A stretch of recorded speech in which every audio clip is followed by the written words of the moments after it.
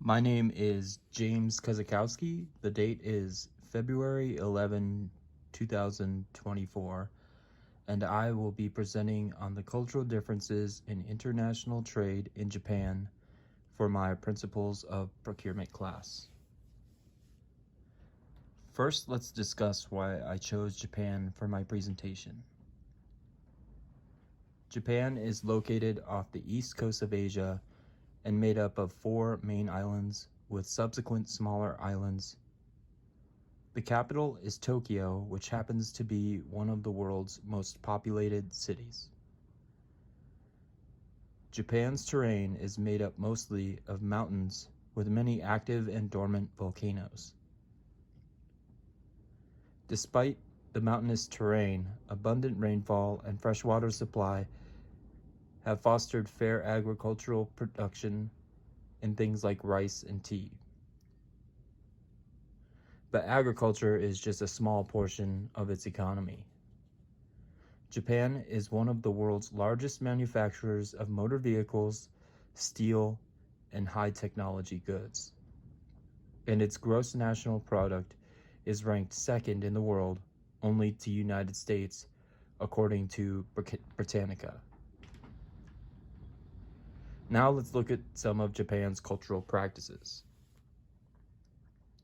In Japan, the Agency for Cultural Affairs, which was established in 1968, is responsible for promoting and preserving cultural properties and historic sites. One thing I found interesting is that this particular agency will identify certain artists and performers and designate them as living national treasures. These individuals are given an annual stipend that allows them to practice their skills while training apprentices in order to preserve the arts that might otherwise disappear. Japan believes in a strong family center with key focus on work and school. What was once typical for men to be the sole breadwinner and women to be caretakers is now evolving for women to take on jobs outside the home. Furthermore, the use of traditional arranged marriages is being replaced by a love match where people are introduced to each other based on compatibility.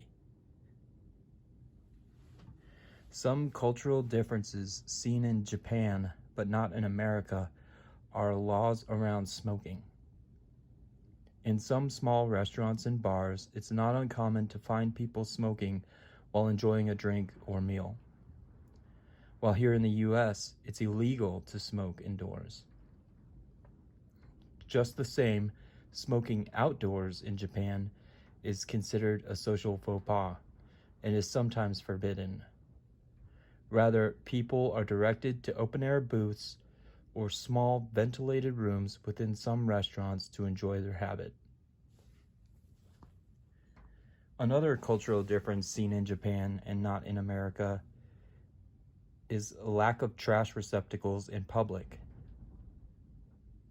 Despite the absence of trash and recycling receptacles, the streets are incredibly clean.